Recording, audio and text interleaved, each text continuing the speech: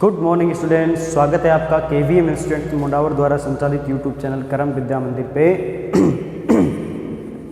आज की वीडियो में हम चर्चा करेंगे बच्चों चैप्टर 5 के बचे हुए टॉपिक सेल, विद्युत वाहक बल, टर्मिनल वोल्टता और आंतरिक प्रतिरोध की। तो चलिए शुरू करते हैं। सबसे पहले हम बताते हैं आपको सेल क्या होता है।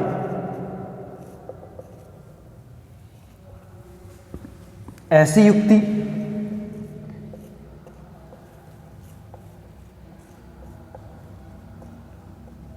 जिसके द्वारा परिपथ में धारा का मान नियत बना रहता है, परिपथ में धारा नियत बनी रहती है, सेल कहलाती है ना। सेल का काम, सेल या बैटरी का काम क्या है? परिपथ में धारा प्रवाहित करना, एक नियत धारा, कांस्टेंट धारा प्रवाहित करना। तो परिपथ में एक नियत मान की धारा प्रवाहित करने के लिए जो युक्ति काम में ली गई उसे सेल या बैटरी कहते हैं। ओके बच्चों, अभी सेल बनता कैसे है देखिए। सेल का निर्माण अक्सर सामान्यतः इस तरह से हम देखते हैं कि ये एक सेल का ढांचा होता है, प्लास्टिक का कवर, इसके अंदर विद्युत अपघट्य पदार्थ भरा होता है। विद्युत अपघट्य पदार्थ केमिकल्स वगैरह भरे होते हैं, H2SO4, PbSO4, है ना, इस तरह से। इसके अंदर जो केमिकल भरा होता है उसको बोलते हैं बच्चों विद्युत अपघट्य पदार्थ। विद्युत अपघट्य पदार्थ, ठीक है। और इस बैटरी में डूबी होती हैं दो छड़ें इसमें डुबो देते हैं।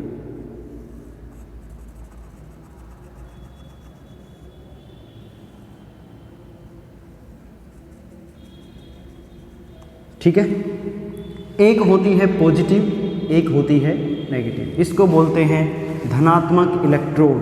पी को क्या बोलते हैं? एक छड़ को धनात्मक इलेक्ट्रोड बोलते हैं और दूसरी छड़ को बोलते हैं बच्चों ऋणात्मक इलेक्ट्रोड। ठीक है, इलेक्ट्रोड, ठीक है, दो इलेक्ट्रोड हो गए इसमें। अब क्या होगा कि इस विद्युत अपघट्य के ये वाले बिंदु को मैं ए मान लेता हूं और जहां पे ये छड़ इसमें डूबी हुई है इस वाले बिंदु को बी मान लेता हूं। तो विद्युत अपघट्य में आयन बनते हैं। क्या बनते हैं बच्चों? आयन बनते हैं। इसमें बहुत सारे आयन होंगे, positive ion, negative ion, negative ion, positive ion, negative ion, ऐसे आयन बनेंगे। तो पॉजिटिव आयन तो गति करेंगे इसकी ओर, इसकी ओर, इसकी ओर, नेगेटिव इलेक्ट्रोड की ओर, अट्रैक्शन होगा। और नेगेटिव आयन गति करेंगे इसकी ओर, पॉजिटिव इलेक्ट्रोड की ओर। ठीक है, पॉजिटिव आयन एक निश्चित दिशा में गति कर रहे हैं, नेगेटिव आयन एक निश्चित दिशा में गति कर रहे हैं। आयनों की गति के कारण धारा उत्पन्न हो जाएगी। इसमें क्या उत्पन्न हो जाएगी? आयनों की गति होगी, आयनों की गति होगी तो क्या उत्पन्न होगा? विद्युत धारा उत्पन्न होगा, विद्युत धारा उत्पन्न होगी। ये विद्युत धारा किस कारण से उत्पन्न हुई है? विद्युत अपघट्य की रिएक्शन के कारण। विद्युत अपघट्य यानी कि रासायनिक पदार्थ। ये रासायनिक पदार्थ में कौन सी ऊर्जा थी? रासायनिक ऊर्जा थी। और वो रासायनिक ऊर्जा किस में बदल गई? वो रासायनिक ऊर्जा किस में बदल गई? विद्युत धारा में बदल गई, विद्युत धारा में बदल गई। ठीक है, ये होगा, ये कारण होता है। रासायनिक ऊर्जा किस में बदल जाती है? सेल में विद्युत ऊर्जा में बदल जाती है। रासायनिक ऊर्जा विद्युत ऊर्जा में बदल जाती है जिससे विद्युत धारा उत्पन्न होती है। ठीक है, ओके। तो धनात्मक इलेक्ट्रोड और अपघट्य में किसी बिंदु ए, इसके नीचे वाला बिंदु जो इलेक्ट्रोड का ये वाला है, इन दोनों बिंदुओं के बीच का विभवांतर, धनात्मक इलेक्ट्रोड और इसके अपघट्य जहाँ तक डूबा हुआ है उसके मध्य का विभवांतर यहाँ से यहाँ तक, बिंदु P व A के मध्य विभवांतर को मैं मान लेता हूँ V प्लस। क्या मान लेता हूँ? V plus. इसी प्रकार बिंदु N और B के मध्य विभवांतर, बिंदु N व B के मध्य विभवांतर इसको मान लेता हूं मैं V माइनस, ठीक है, V माइनस, ओके, ये विभवांतर हो जाएंगे। ये वाला जो विभवांतर होगा, ये वाला, ये प्लस का होगा और ये वाला विभवांतर कैसा होगा, माइनस का होगा, क्योंकि ये ऋणात्मक इलेक्ट्रॉन है, नेगेटिव आयन आएंगे इस पे। ऋणात्मक इलेक्ट्रॉन के कारण जो नेगेटिव इलेक्ट्रोड है इस पे जो होगा वो ऋणात्मक विभव उत्पन्न होगा, इस पे धनात्मक विभव उत्पन्न होगा। इन दोनों बिंदुओं के मध्य का विभवांतर कितना होगा, इन दोनों बिंदुओं के मध्य का विभवांतर। अब ये दो केस में लिखेंगे, जब सेल खुले परिपथ में है, जब सेल खुले परिपथ में, अर्थात इससे कोई भी लोड या कोई भी प्रतिरोध बाहर नहीं जोड़ा हुआ है, इससे हम कोई धारा प्रवाहित नहीं कर रहे हैं, उसको बोलते हैं खुले परिपथ में। जब सेल खुले परिपथ में है तो P व N के मध्य विभवांतर, P व N के मध्य विभवांतर सेल का विद्युत वाहक बल कहलाता है। सेल का क्या कहलाएगा, विद्युत वाहक बल। कब, जब सेल खुले परिपथ में है। तो विद्युत वाहक बल इसको हम E से लिखेंगे, E बराबर हो जाएगा V plus minus V minus, इसमें से इसको माइनस कर देंगे तो E बराबर आया V plus plus V minus, ठीक है, V plus minus minus plus, ये विद्युत वाहक बल होगा, ये विद्युत वाहक बल होगा, V plus plus V minus विद्युत वाहक बल हो जाएगा। और दूसरी स्थिति, जब सेल बंद परिपथ में, बंद परिपथ में है। चलो इसको मैं बाद में एक्सप्लेन करता हूं और देखिए। अच्छा, अब इस स्थिति में सेल से धारा प्रवाहित करें हम तो इलेक्ट्रोड के अंदर बैटरी के विद्युत अपघट्य में धारा प्रवाहित होगी किधर, देखो धनात्मक इलेक्ट्रोड तो इधर जा रहे हैं, ऋणात्मक इलेक्ट्रोड इधर जा रहे हैं, तो विद्युत धारा किधर प्रवाहित होती है, विद्युत धारा प्रवाहित होती है धन आवेश से ऋण आवेश की ओर। विद्युत धारा किधर प्रवाहित हो जाएगी, धन आवेश से ऋण आवेश की ओर। यानी कि इस बैटरी के अंदर विद्युत अपघट्य पदार्थ में विद्युत धारा प्रवाहित होगी। ये आयन इधर गति करेंगे, ये आयन इधर गति करेंगे, ठीक है। तो देखिए मैं इसको मिटा रहा हूँ। विद्युत अपघट्य पदार्थ में, विद्युत अपघट्य पदार्थ में ये आयन यहाँ प्रवाहित होंगे, ये आयन यहाँ प्रवाहित होंगे, तो इन आयनों को, इन आयनों के प्रवाह में, इन आयनों के प्रवाह में एक प्रतिरोध उत्पन्न हो जाएगा। किसके कारण, विद्युत अपघट्य पदार्थ के कारण। ये विद्युत अपघट्य पदार्थ इन आयनों के प्रवाह को रोकेगा, इन आयनों के प्रवाह को, इन आयनों के प्रवाह को रोकने की कोशिश करेगा। ये आयन इधर प्रवाहित हो रहे हैं, ये आयन इधर प्रवाहित हो रहे हैं, तो विद्युत अपघट्य पदार्थ में, विद्युत अपघट्य पदार्थ आयनों के प्रवाह को, आयनों के प्रवाह में बाधा उत्पन्न करता है। ये लिख लो ना, आयनों के प्रवाह में बाधा उत्पन्न करता है, बाधा उत्पन्न करता है। इसे बैटरी का, इसे बैटरी का या सेल का आंतरिक प्रतिरोध कहते हैं। आंतरिक प्रतिरोध स्मॉल r कहते हैं, ठीक है।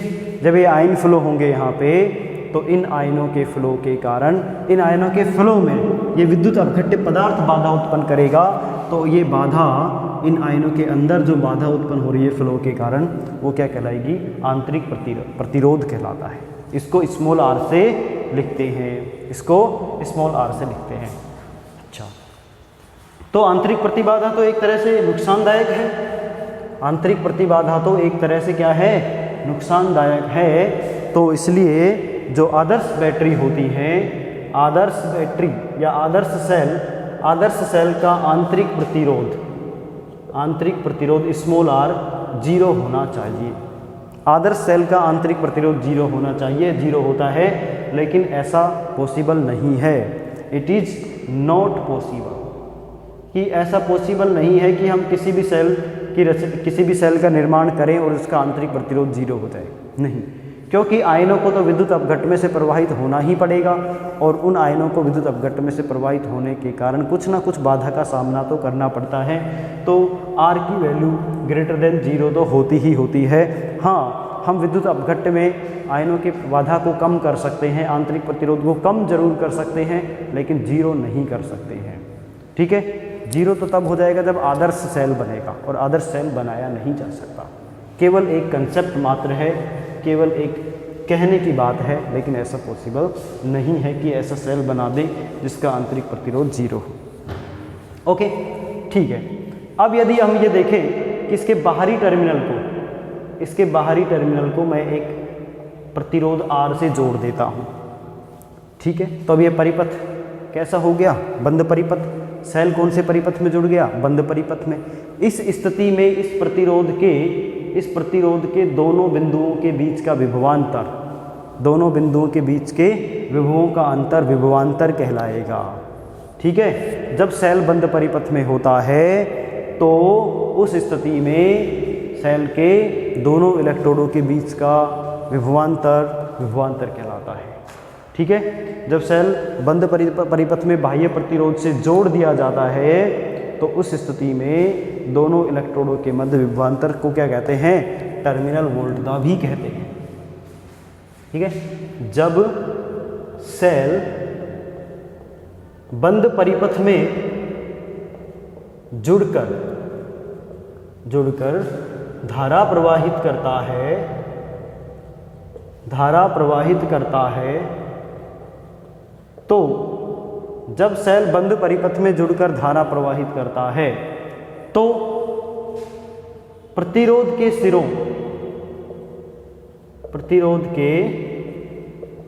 पर विभवांतर टर्मिनल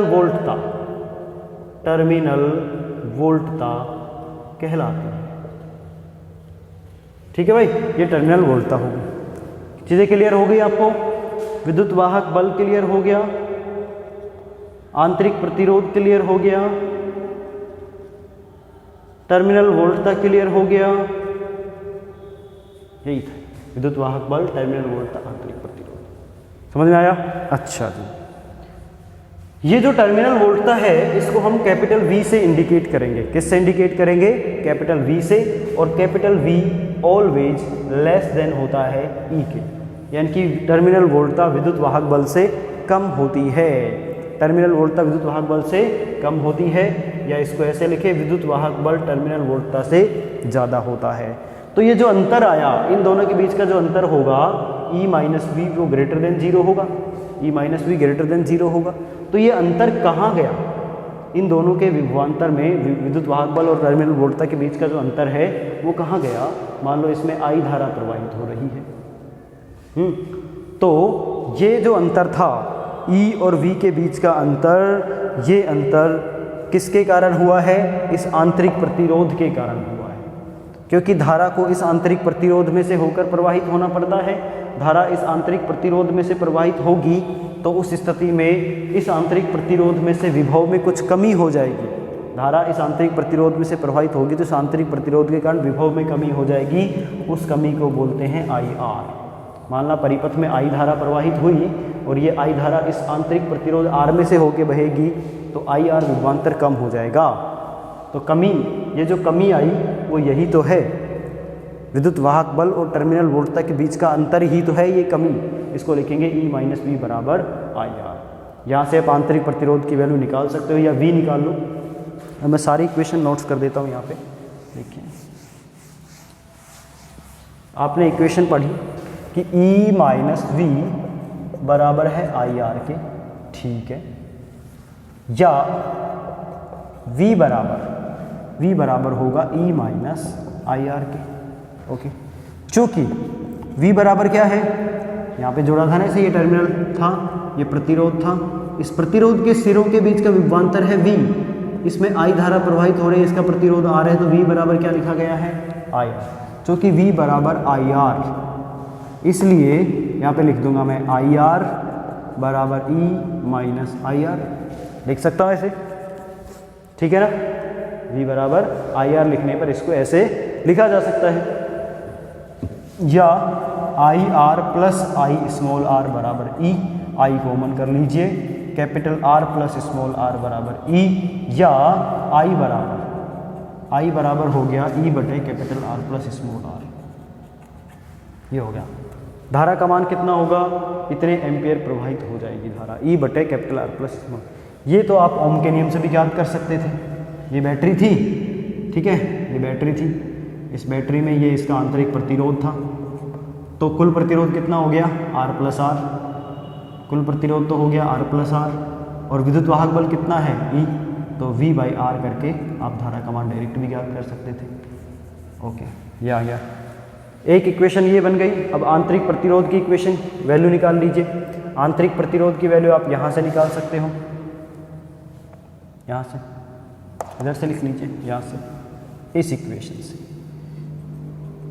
R बराबर होगा E माइनस वी बटे आई, ये लिख सकते हैं आप। R बराबर कितना हो जाएगा, E माइनस वी बटे आई, और I की वैल्यू आप पुट कर दीजिए यहाँ से आएगा I बराबर V बटे आर, यहाँ लिखूँगा मैं I बराबर V बटे आर रखने पर R बराबर होगा E माइनस V बटे आर, तो R ऊपर मल्टीप्लाई हो जाएगा, E माइनस V बटे आर, ये R ऊपर मल्टीप्लाई हो गया। आंतरिक प्रतिरोध ज्ञात करने के ये दो फॉर्मूले हो गए हैं, E माइनस वी बटे आई या E माइनस वी बटे आर, E माइनस वी बटे वी इंटू आर, ठीक है। संकेत के रूप में किसी सेल को अगर आंतरिक प्रतिरोध के साथ दर्शाना पड़े कि कोई सेल दिया गया है और उसका आंतरिक प्रतिरोध R है, विद्युत वाहक बल E है, उसको संकेत के रूप में दर्शाना पड़े तो संकेत रूप में आप सेल को ऐसे दर्शाएंगे। ये सेल, यहाँ पे इसका आंतरिक प्रतिरोध ऐसे करके, ये पूरा एक साथ, ये इसका आंतरिक प्रतिरोध हो गया, ये इसका विद्युत वाहक बल हो गया, ठीक है, ये सेल हो गया। जैसे एक सेल है जिसका विद्युत वाहक बल है 5 वोल्ट और आंतरिक प्रतिरोध है 1 ओम, तो आप इसको इस तरह से दिखाएंगे, इस तरह से शो करेंगे, ठीक है भाई, समझ में आ गई बात। तो इस टॉपिक में आपने सेल, विद्युत वाहक बल, टर्मिनल वोल्ट, आंतरिक प्रतिरोध, इनके मध्य के संबंधों को जान लिया है। संबंध याद रहेंगे आपको। संबंध एक तो ये है, ये वाला V बराबर E minus I are, very important. दूसरा, आप यहाँ से आंतरिक प्रतिरोध ज्ञात कर सकते हो, आंतरिक प्रतिरोध की वैल्यू यहाँ से निकल जाएगी, E माइनस वी बटे आई बराबर आर, आई की वैल्यू V बटे आर रख के भी आप समीकरण ज्ञात कर सकते हो। धारा का मान भी आप ज्ञात कर सकते हो, धारा का मान यहाँ से निकल जाएगा E बटे आर प्लस आर, ठीक है, जो कि परिपथ में प्रवाहित हो रही है। चलिए नोट कर लीजिए इसको। ओके बच्चों, चलो हम शुरू करते हैं सेलों के संयोजन। नेक्स्ट टॉपिक है हमारा सेलों का संयोजन, सेलों का संयोजन। ओके, ये हमारा टॉपिक है। देखिए बच्चों, सेलों का संयोजन दो प्रकार का होता है, एक श्रेणी क्रम संयोजन और दूसरा समांतर क्रम संयोजन। दो प्रकार का सेलों का संयोजन होता है, श्रेणी क्रम संयोजन और समांतर क्रम संयोजन, ठीक है। वन बाय वन हम एक्सप्लेन करेंगे। सबसे पहले हम पढ़ते हैं श्रेणी क्रम संयोजन के बारे में। मान लो आपके पास दो सेल हैं, इसका विद्युत वाहक बल है E1 और आंतरिक प्रतिरोध इसका R1 है, ठीक है। एक और सेल इसके श्रेणी क्रम में जोड़ा है ऐसे, इसका विद्युत वाहक बल है E2 और आंतरिक प्रतिरोध है R2। सेल श्रेणी क्रम में कैसे जुड़ते हैं? जब एक सेल का पॉजिटिव टर्मिनल दूसरे सेल के नेगेटिव टर्मिनल से, फिर अगले सेल का पॉजिटिव टर्मिनल तीसरे सेल के नेगेटिव टर्मिनल से जुड़े, या ऐसे एक सेल का नेगेटिव दूसरे के पॉजिटिव से, दूसरे का नेगेटिव तीसरे के पॉजिटिव से, एंड सो ऑन। इस तरह से अगर कनेक्शन होता है तो सेल श्रेणी क्रम में माने जाते हैं, ठीक है। ये सेल हो गए जो कि श्रेणी क्रम में ऐसे जुड़े हुए हैं जिनके विद्युत वाहक बल क्रम से E1 E2 और आंतरिक प्रतिरोध R1 व R2 है। इनको एक बाह्य परिपथ से जिसका प्रतिरोध है कैपिटल R से जोड़ दिया गया है। ओके, ये सेल A बिंदु A और बिंदु B के बीच, ये बिंदु B के बीच में जुड़ा हुआ है, और सेल ये वाला है ये बिंदु B और C के बीच में। सेल E1 A और B के बीच में है, सेल E2 B और C के बीच में है। थोड़ा ऐसे कर लीजिए इसको, ये यहाँ पे ये बिंदु B हो गया, इसका आंतरिक प्रतिरोध R1 है, इसका आंतरिक प्रतिरोध R2 है। तो देखिए आपने इक्वेशन पढ़ी है, आपने किसी सेल के लिए एक इक्वेशन पढ़ी है कि इस सेल का विद्युत वाहक बल E है, इसका आंतरिक प्रतिरोध R है, और इसके प्रतिरोध के सिरों के बीच में विभवांतर V है, तो V बराबर पड़ा E माइनस आई आर।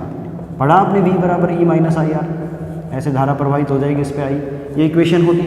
इसी प्रकार से मैं इस सेल के लिए लिखूंगा, सेल E1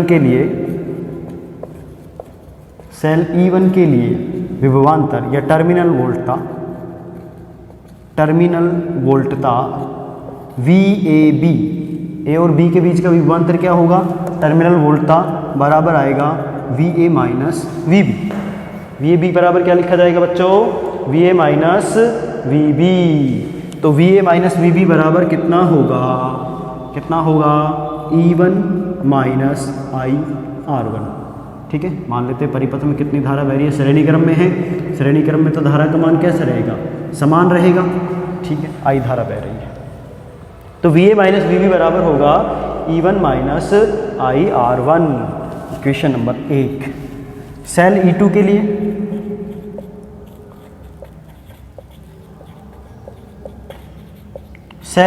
लिए टर्मिनल वोल्टता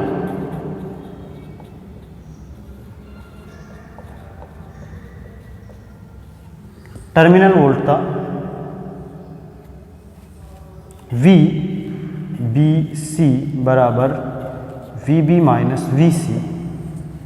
VC बराबर क्या होगा, E2 minus IR2, equation number 2। ठीक है, ओके, इतना समझ में आ गया। अब मैं ये मानता हूँ कि ये दोनों सेलों को मिलाकर, इन दोनों सेलों को मिला के मैं एक सेल बना देता हूँ जिसका विद्युत वाहक बल E इक्विवेलेंट और आंतरिक प्रतिरोध R इक्विवेलेंट है। ऐसे करके इन दोनों सेलों को मैं एक सेल मान लूँ, ये ऐसे, इसका विद्युत वाहक बल E इक्विवेलेंट है और इसका ये आंतरिक प्रतिरोध है, ये R इक्विवेलेंट है, ऐसे। ठीक है, और इसको बाह्य लोड कैपिटल R से जोड़ा गया है, ऐसे बन सकता है। ये इसका तुल्य परिपथ, इसका ये तुल्य परिपथ है, धारा I प्रवाहित होगी। ठीक है, ओके। तो यहाँ पे ये बिंदु A है और ये बिंदु C हो गया। A और C के बीच में एक सेल जोड़ दिया इनके तुल्य परिपथ का, जिसका विद्युत वाहक बल E इक्विवेलेंट और आंतरिक प्रतिरोध R इक्विवेलेंट है। तो आप क्या लिखेंगे, तुल्य सेल के लिए टर्मिनल वोल्टता VAC, A और C के बीच का विभवांतर टर्मिनल वोल्टता हो जाएगा, जिसको आप लिखेंगे VA माइनस VC बराबर कितना होगा, E equivalent minus I into R equivalent. यही इक्वेशन होगी। This is equation number 3rd। Okay बच्चों, आप देखिए यहाँ पे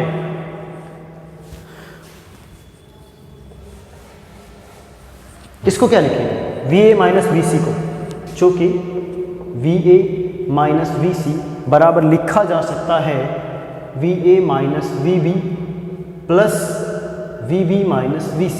बोलो, लिखा जा सकता है ऐसे, B से भी कट जाएगा तो VA माइनस VC बचेगा, यानी कि A और C के बीच की टर्मिनल वोल्टता A और B के बीच की टर्मिनल वोल्टता प्लस B और C के बीच की टर्मिनल वोल्टता के योग के बराबर होगी।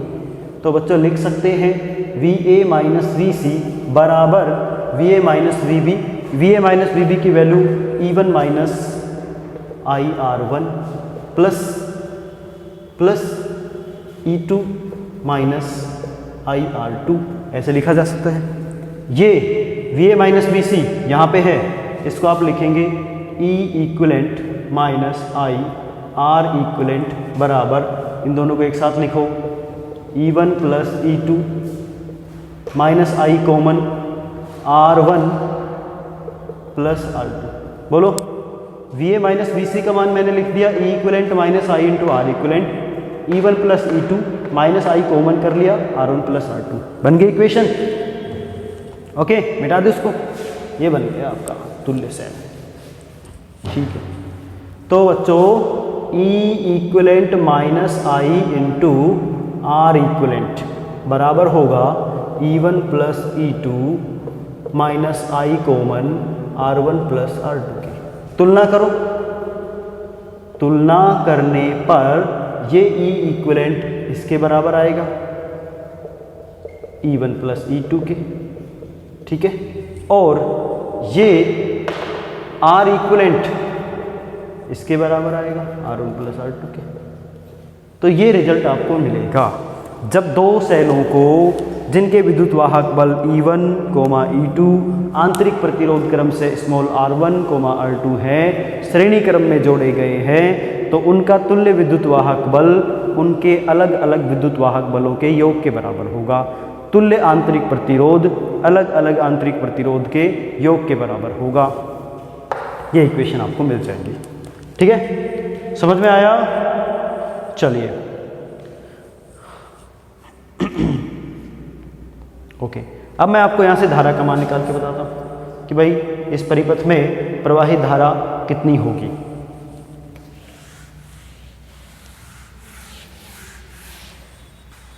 इस परिपथ में प्रवाहित धारा कितनी होगी वो इन दोनों बिंदुओं के बीच में टर्मिनल वोल्ट था, अर्थात VAC। ये आ गया ना आपका मान, VAC बराबर ही है। चलो इसको छोड़ो। तो इस परिपथ का कुल प्रतिरोध कितना हो जाएगा? परिपथ में प्रवाहित धारा, ऐसे लिखूंगा मैं, परिपथ में प्रवाहित धारा I, फॉर्मूला क्या होता है?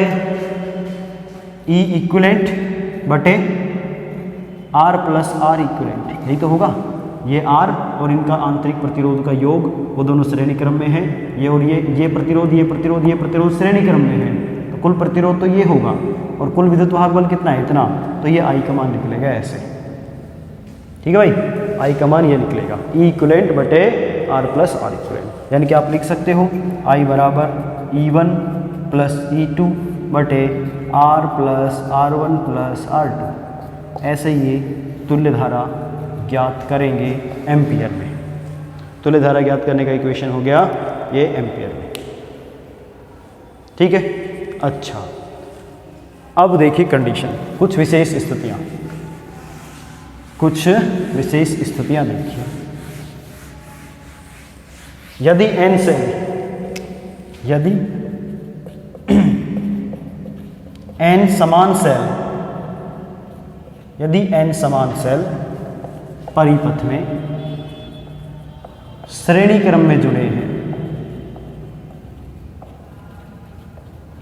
श्रेणी क्रम में जुड़े हैं, तो क्या होगा? तुल्य विद्युत वाहक बल E इक्विवेलेंट बराबर हो जाएगा E प्लस E ऐसे n तक, यानी कि E इक्विवेलेंट बराबर हो जाएगा NE होगा, तथा R इक्विवेलेंट बराबर होगा R प्लस N तक।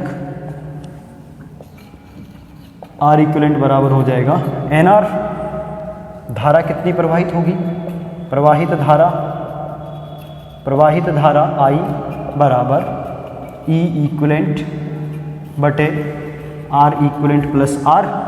इतनी धारा प्रवाहित होगी परिपथ में, है कि नहीं? हाँ, इतनी धारा प्रवाहित होगी। तो आप इसको लिख सकते हो NE बटे NR प्लस R, NE बटे NR plus R। N common ले लीजिए, तो NE बटे N कॉमन ले लिया, R प्लस R बटे N से N कट गया। तो धारा का एक समीकरण ये भी आता है E बटे R प्लस R बटे N। ठीक है भाई। ये है जब n सेल श्रेणी क्रम में जुड़े हों और समान मान के n सेल श्रेणी क्रम में जुड़े हों तो तुल्य विद्युत वाहक बल n गुना और तुल्य आंतरिक प्रतिरोध n गुना हो जाता है और धारा का मान कितना प्रवाहित होगा, E/R + R/n। ठीक है।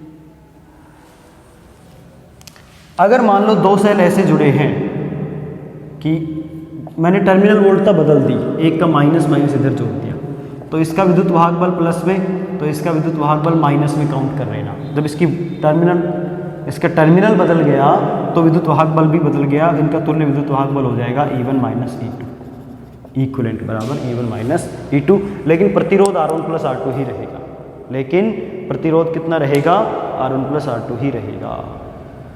ठीक है।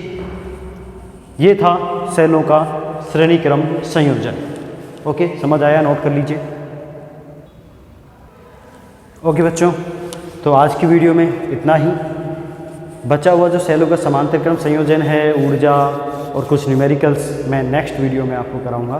तब तक आप पढ़ते रहिए। Thank you.